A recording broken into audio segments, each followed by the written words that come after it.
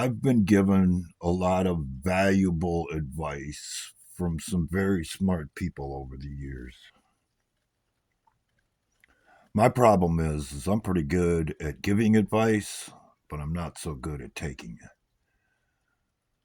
I have to learn from my own mistakes, and I've made quite a few. But that's how it works. That's what we're here for, at least in my opinion. So we can make mistakes and learn. The issue is where does it take us when we're not willing to learn from our own mistakes or the suffering of other people because of them? Doesn't really take us anywhere, does it? I've said it many times up to this point, long before this whole Charlie Kirk thing came up. It starts with your speech, it ends with your life. I've said it a bunch of times. And I've even had people say that that's overthinking it, that's overstepping it. Things could never come to that point in this country. I don't think that's what Charlie would say. I think that's exactly what he would say. How did I come to that conclusion? The whole concept of cancel culture. If someone can take away your bank account because of something you say or you believe, where does it go from there? If somebody can take away your right to housing or any other privilege that everybody else enjoys, what's the obvious next step? Of course, it's going to be your life because you don't agree, because your truth is different than someone else's. Isn't that what we've been watching unfold? Isn't that the core of all of it? There's a reason why Biden came out and made his speech about domestic terrorists and MAGA Republicans being the biggest threat to the country and all that. It has to do with keeping the eyeball of blame from falling on them. Because the standard policy has always been and will continue to be blame the other guy for what you're actually doing yourself. And it's written all over current events, especially politically. What did Donald Trump get prosecuted for by Letitia James? Exactly what she has apparently done herself. I learned all this and the fact that it is actually correct from watching and listening to Hillary Clinton talk after the Benghazi debacle. She tells the truth, but it's always twisted so that it puts her position or ideals in a better light. So all of the things that she has going on inside of her head come out as logical, fair, and I can't even believe I'm using this word in association with her, innocent and just.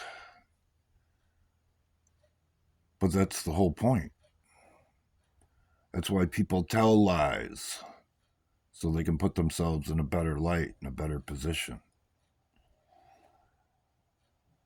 The sad part about it, all of this is that it's our own damn fault. Because very seldom is anyone willing to say, wait a minute, that don't sound right, and this is why, and stick to it in a public manner, like Charlie Kirk did. He had to know the risks. There's no way. He didn't. There's just no way he didn't.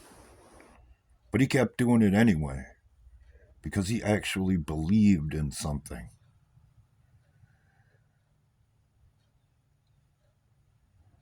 So it starts with your speech, it ends with your life. What's the next step for people who justify everything based on a suspension of logic? That's pretty easy. When they go out and burn things, hurt people, or worse, they're going to claim that's part of their right to free speech. When the reality of it is, that has nothing to do with free speech. That's evil. Period. Something else I've said along the way that nobody seems to want to listen to. Before this is over, we are all going to have to make a choice between light and dark, or what some call good and evil. And there ain't no fence straddling on this one. And it really doesn't matter what your past has been, what road you have taken, because they all lead to the spot or the intersection that we're in right now. What's it going to be? Which way are you going to go? Left or right? There it is. Make your choice. And choose the method of your destruction or the method of your salvation. That's where we're at. And more examples are going to be set every day until we either make it through this intersection or we don't. Because one way leads to destruction and the other way leads to life. What's it going to be? What are you going to do? I made my choice a long time ago. Even though I'm salty about it, I have forgiven the things that happened to me in the past. Is it hard? Yes, it is. But if you don't let go of the past and forgive the things that have happened, it's only going to sour your soul. How do I know? Because I've been there.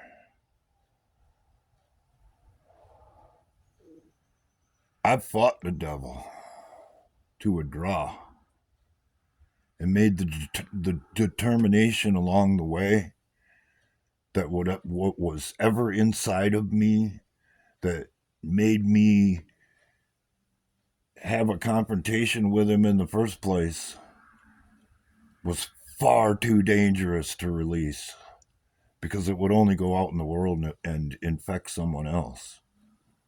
And seeing as how I did fight him to a draw and didn't fall, I was the only one who could contain it. And now here we are years later, and it turns out that containing all of that may have been the right thing to do. Because even though I've forgiven the things that happened along the way, doesn't mean that I let go of the rage. It doesn't mean that the barrel of TNT that someone else packed inside of me still doesn't exist. And now we've entered a time where it could actually be used in a constructive purpose. And I'm prepared to do just that.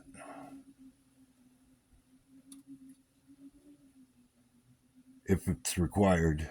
I'd really rather not, but I'll go there if someone wants to take me there. And I feel sorry for whoever does. Because in that moment, I will let the darkness overtake me. It's something I've never truly done in the past, even though I've been that close many, many times.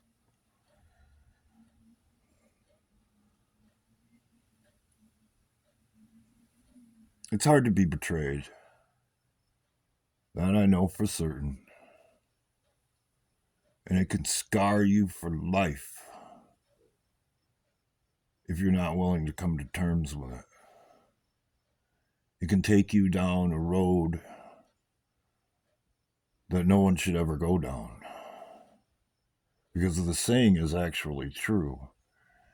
If you stare into the abyss, you become the abyss. And that leads me back to the most important thing that I was ever told, and it wasn't by somebody who the rest of the world would consider to be smart. As a matter of fact, everybody in that world, when this Wisconsin-bred white boy landed in the middle of the neighborhood in Georgia, everyone considered him to be the scum of the earth, the lowest of the low. But when he seen how I was acting out in the street, he came and he told me the most valuable lesson ever. Hey, boy, don't you give anybody out there a reason to act a fool. Because if you do, they're probably going to take it. You would do best to keep your wits about you and consider the things that you say before they come out of your mouth. Because you don't understand how things work around here. Valuable advice for all of us. But I would add a little bit to that.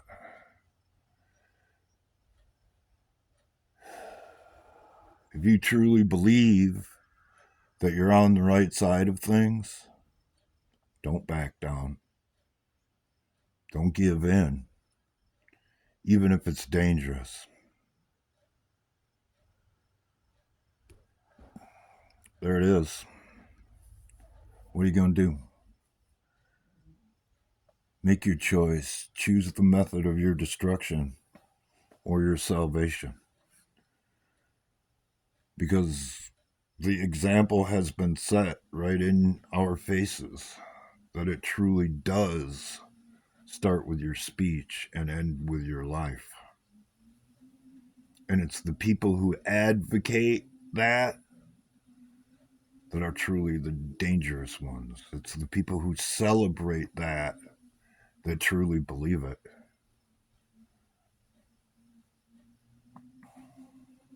So make your choice. And remember, there ain't no fence straddling on this one.